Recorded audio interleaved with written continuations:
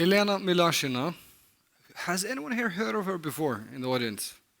There are some hands, Elena, and that's good. Thank you. A friend of mine asked me to, who is Elena Milashina? A friend of mine asked. And I said,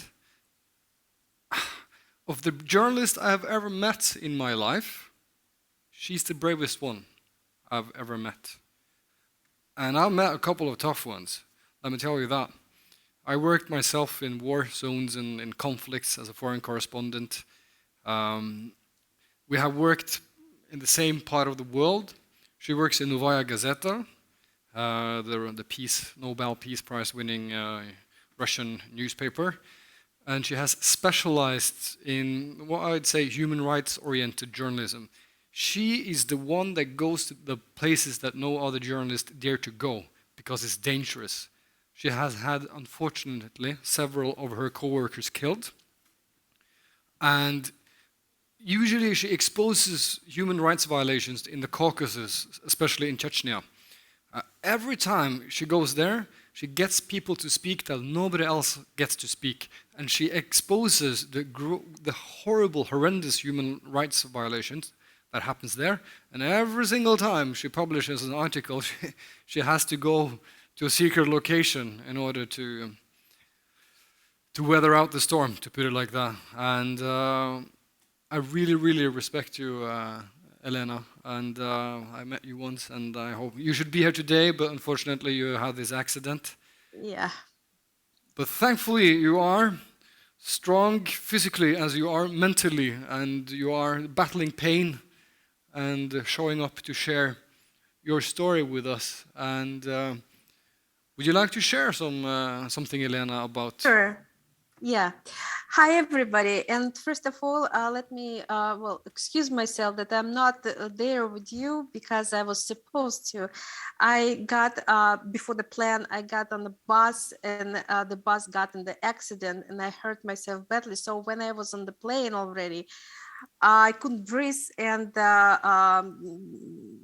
they asked me to get off because they wouldn't be able to get me help if I get worse. So I'm not here today with you, but I'm glad that I have an ability to talk to you and to tell a little bit about my story and the media in my country. Well, I'm a journalist. I work in one newspaper for more than 25 years. My newspaper is well-known newspaper in the world, though it's a small newspaper. When I started to work there, nobody knew this newspaper, even in Russia. And it's called Novaya Gazeta, which is literally means new newspaper. And very often back then, 20 years ago, when I was going around the country, people were asking me, okay, new newspaper, what's the name? Now everybody knows in Russia, well, a lot of people knows and abroad. And my editor-in-chief, Dmitry Muratov, was accepting a Nobel Peace Prize award last year. And the other founder of one of the founders of Novaya Gazeta, Mikhail Gorbachev, he also was a Nobel Prize award winner in 1990, and in 1993 he helped us to found my newspaper, and since that we were operating till yesterday. Yesterday was the day when the Russian government closed Novaya Gazeta, and today they closed a journal that we opened in June because we couldn't operate since March, 28th of March. We couldn't publish articles on our website and couldn't make print issues because of the situation in Ukraine, because Russia invaded the Ukraine. And I will talk about it later a little bit. So we started a new journal, and today it was closed also. And the website of the journal survived on for 7 days, and they closed it too. the Russian government. So that was kind of I started to, and I was working at one newspaper for more than 25 years, and now it's not existing anymore, although all the people in my newspaper and me still working, and we have plans for future, and until we get to prison or get executed physically, we will continue our duty to bring news, first of all, to Russian audience. Let me tell you about what happened for the last 2 years with Russian media. Last year, 2021, started in January with the coming back of well-known Russian opposition leader Alexei Navalny. He was poisoned in August 2021 when he was on his mission in Siberia. And he had to, well, not he had to, but his wife made an enormous effort to take him out of Russian clinic and put him in Germany, where they discovered that he was poisoned with a very, well, Secret Service poison called Novichok. And he got his treatment in Germany, and in January 2021, he came back to Russia, and immediately he was put in prison. And since that, Russian government began to shut down Russian media one by one. And by the end of the 2021, 23 Russian media, mainly those who were making investigative reporting on Russian corruption, how much money Putin and his surrounding has, how many houses, yachts, cars, planes, all over. They having, no matter that they, the whole life, they and their family, that they are governmental service, and their salary is not that big to have that kind of things, luxury things. So those media who were investigated those things, they were closed one by one. Like I said, almost 23 media outlets were closed, and more than 40 journalists were announced as foreign agents. And one media outlets were recognized as undesirable organization, which in Russian law means that if you have any connection with this organization, work for them, write for them, you can get to prison. So we thought that 2021 would be the most horrible year in Russian, modern Russian media history, which we count from the times when Mr. Gorbachev announced perestroika and glasnost and the freedom of speech finally, for the first time of Russian history for centuries, came to Soviet Union and then to Russia. But we were wrong, and on 24th of February, Russia started war against Ukraine. Since this war for 1 month, or well, for 2 months, almost all independent media outlets were closed or pushed to stop their work. Almost 500, more than 500 journalists in Russia had to flee the country, and now they're based all around the world. Like I said, my newspaper yesterday was the government revoked the license from my newspaper, and they revoked the license from another journal we were replacing our newspaper today. Now we having only governmental media, which mostly the TV stations that cover the Russia, and the majority of Russian population receive the news and information from those state-controlled TV stations, and only state press now able to operate in Russia. So that's probably the environment I still have to, well, we all, Russian independent media, or what left of it is dealing with, and have to operate it, because no matter that a lot of journalists had to leave the country, a lot of media had to relocate their organizations out of the country, we're still trying to do our job and inform Russian, first of all, Russian audience about what's going on in Russia towards this war we're having in Ukraine, and in all other issues, beginning from corruption and social issues, the economical issues that is getting very bad, and the government is hiding how is bad because of the sanctions and because of the war. So all of this we trying to continue, and of course I continue my main story, like Austin said. In 2006, one of probably the most famous Russian journalist, Anna Politkovskaya, she was killed for her human rights work and journalist work in Chechnya.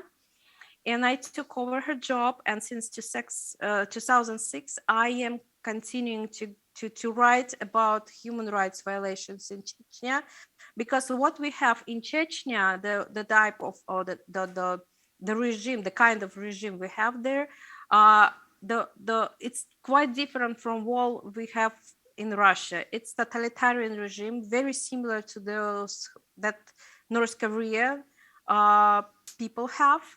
It's the people are living under huge fear there, and they don't have any rights actually, and they do not protected by laws, by Russian laws, because the leader of this region, Ramzan Kadyrov, has and has all the rights and can do anything he's doing. He wants to the people who live in this region, Chechens. And I was writing about it for many years, and I still continue. And actually, because of the my work on Chechnya, my reporting, I had to flee the country. I'm not now in the country, in Russia. I'm planning to come back, but right now I'm not there. I had to flee Russia and go to safe country. Like 2 weeks before the war started, because I received threats. The leader of Chechnya was calling me publicly a terrorist, and he was demanding to open a criminal case against me, and his very close partner, official person from Chechnya, Adam Delimkhanov, he publicly threatened to cut my head off, well, just like Islamist fanatics do in Daesh, the same thing. Well, so I had to flee the country, and then the war started, and then a lot of journalists of Russia had to flee the country, but we still trying to do our work. And I will end on this, so, and let Austin to ask me questions.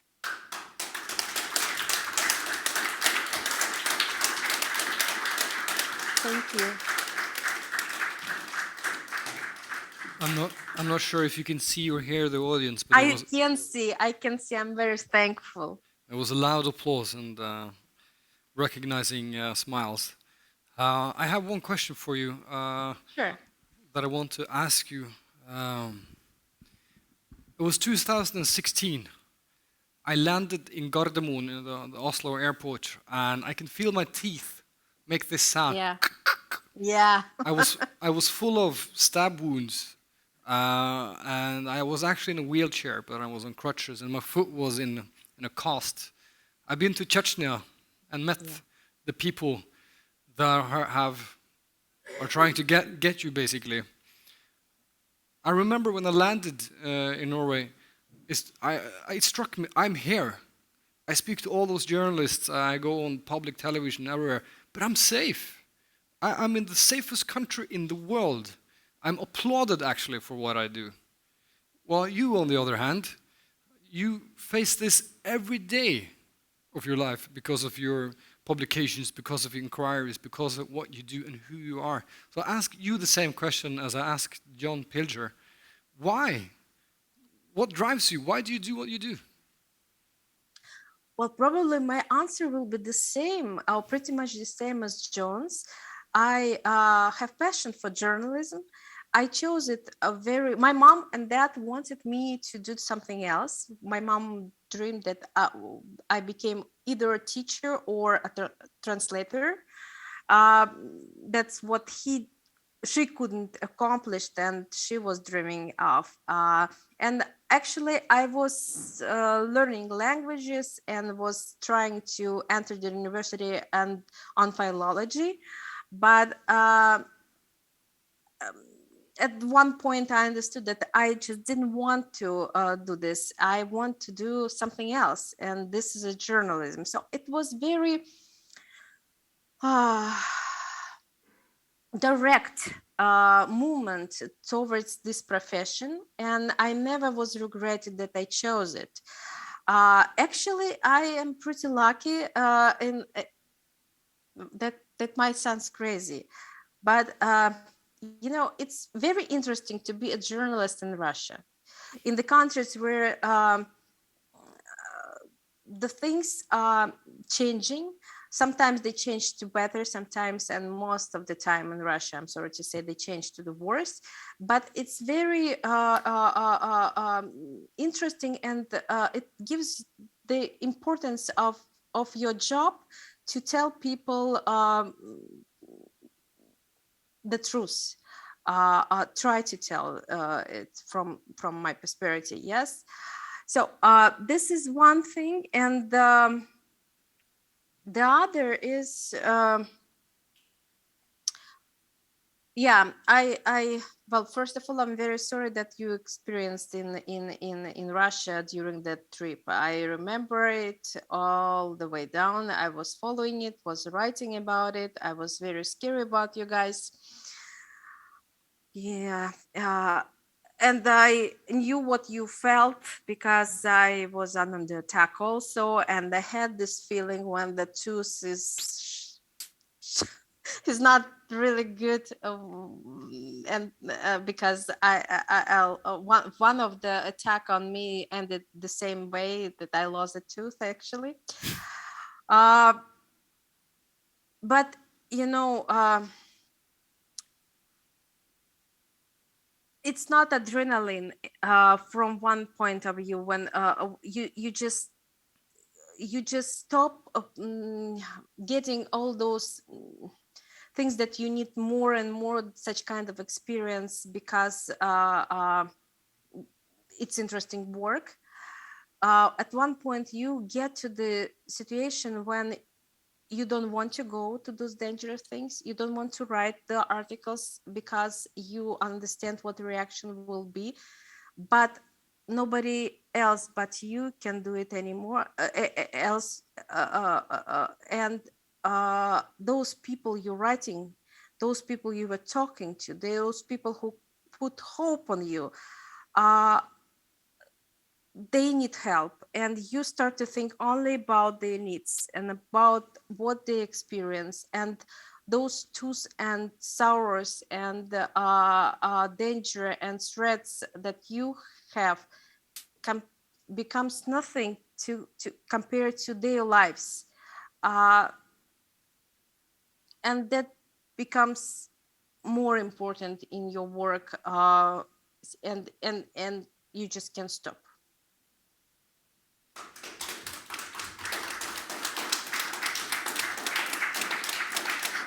Yeah, thank you.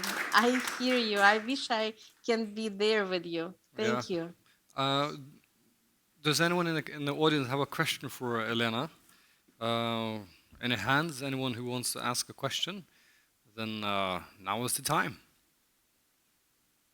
Anyone? Well, I think you must have given one hell of a good presentation and made it all clear for us. Or maybe the people didn't understand me. Well, thank you so much for inviting me Thank you. and for hearing me. Thank you, Elena. I will switch the camera a little bit better for you. Okay. Is there anything else you would like to add? Anything more you would like to say? Well, it's very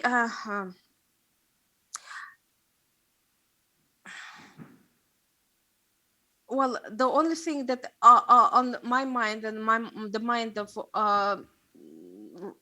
those journalists on behalf I'm talking right now with you, who had left the country to keep their writing and keep their mission, is of course this war in Ukraine and how many people are dying there every day. And it's just the most important thing to stop this war and to stop the killing of people. And that's what now from one side is killing me every day, the feeling that my country is doing it with the not just a neighbor country. The Ukrainians, like 11 millions of Russians have relatives in Ukraine. I have relatives in Ukraine. And we still pushing this war, and nobody knows when this stops. And from other side is that this war, no matter that Russian independent journalism almost brought down in my country physically, still is very well covered. And the audience in Russia and abroad can actually get the truth about this war. And it's very important not only that we journalists stand with our profession and with our mission and continue it, but it's very important that the people all over the world actually show a need for our job. Sometimes I just don't feel that Russian people needs us, needs a free journalism. Maybe they have much more important things to do or concerns, and they just don't understand how important the freedom of speech is. But I wish people in Russia and all over the world understand this more. It's not just words. It's the thing that designs your life. If you don't have it, your life can be that miserable like people have in Chechnya. And it's very important to understand it, not just to help and tell and say those words that freedom of speech is a necessary thing, but feel it, really feel it. Because what I think, this feeling is kind of disappearing, because a lot of part of the world is used to having it and part of the world never had it. And nobody is going to struggle to anymore to and not struggle, but like when you get used to it, you're not you don't actually care a lot if you have it or not, because you get used to it. And if when you never had it, you just don't know how life can be changed by having a freedom of speech. And it looks like part of the world which has it unites with the other part of the world which never had it, and nobody has this passion and feeling for real journalism. Maybe I'm wrong. I want to be wrong, but that's a very important thing for us to survive and continue and to be independent journalist in the world. I'm sorry for my thoughts. It's just probably not really clear, but it's very that's clear. my feeling. We have a question from the audience. I saw a hand, so we'll get a microphone to you. Maybe you can stand up. Was it Kim? You can stand up. Maybe she can see you. I'll try and make it so. Yes, I see. Yeah, thank you. You say that you are still working, all the journalists that fled from Russia, you are still working. Are there any canals, any way to get information flow back to Russia, to the inhabitants of Russia, thinking about the propaganda from the government with the Ukrainian war? Are there any canals you can? How do you work with that?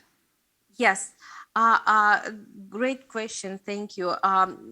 I will take like 2-3 minutes to explain the situation. Well, no matter that the Russian government closed a lot of media outlets, like I said, and announced journalists supporting agents, and they closed the website like for the 2021 more than 90 websites in Russia were closed. There are still technical opportunities to get to those closed sites and to websites to this information. And when we had the wars just started in Ukraine, we usually we have like my newspaper, the website of my newspaper had like 23 million people who looked at this news website every month, and the number of audience grown 3 times more. And not only my newspaper, but all independent media outlets were having a growing audience. The internet allows allowed and still allows to get away from those restrictions that the Russian government technical restrictions is putting and avoid them. But right now, what we see that Russian audience is going down because people are getting tired of war. It's not only in Russia; it's all over the world. People got used to war, tired of war, don't feel that any changes or it will end up soon. And we having this audiences going down. But the social media channels, YouTube, and all those things still have and give us ability to reach audience. Of course, it's not compared to Russian television that covers the whole country, the whole 140 million people, and compared to this, our audience is not that big. But what is much more precious about this audience that reads and still watches us on YouTube, on our website, on internet, on media, because all those channels still functioning, and we can get with our news to those people. They are searching for them, so they are finding a ways to get this information. And those people, the people who care, it's not just people who sit at home watching the program and use and so on and do nothing, but those people are pretty active who's trying to get a real information about what's going on in Russia. So yes, there are still possibilities, and thanks to those new technology and connections, we still can get to our audience. And that's why we actually continue to work, because if we didn't have any reaction from audience, if we didn't understand that people read us and need us, we wouldn't be able to do our work. Like I said, it's very important, not just the part where journalists do their work, but the part when the audience does its work. When they need this information, they accept, they receive it, and they make right conclusions.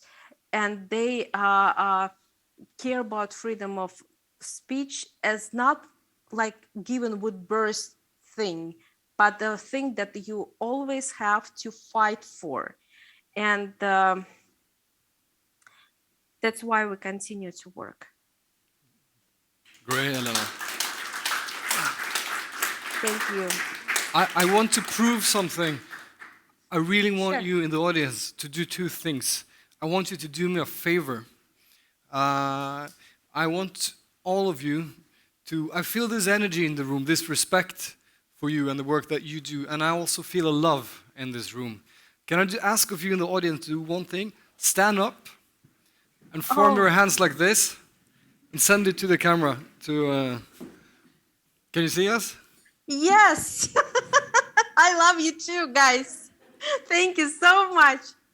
Thank you. Lots of love Thank you. from Norway, Elena. And Thank you. Thank you for being so brave. We applaud you. Thank you. Thank you so much. You made my day, guys.